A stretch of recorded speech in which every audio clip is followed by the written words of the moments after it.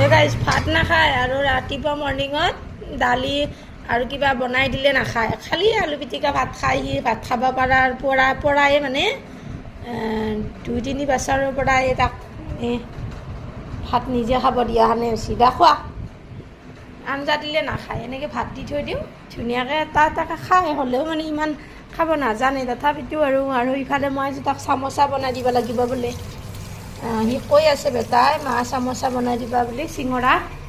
মই এনেকৈ ৰেডি কৰি লৈছোঁ, দেখিছেনে? কেৰাহীও পাতি দিছোঁ আৰু ইফালে মই অকণমান জোৰাবা দিছোঁ ৰ'ব, মানে এয়া নাপায় বিচনাত দিব, হ'লেও মানে ৰাতিৰে অকণমান মানে কণী আৰু পাতকবি ভাজা এনেকৈ আছিলে, বিলাহী দি ৰচিলে মানে, আৰু অকণমান মটৰ আৰু আলু বইল দিয়া আছিলে, কালিৰে থৈ দিছিলোঁ ফ্ৰিজত ভৰাই।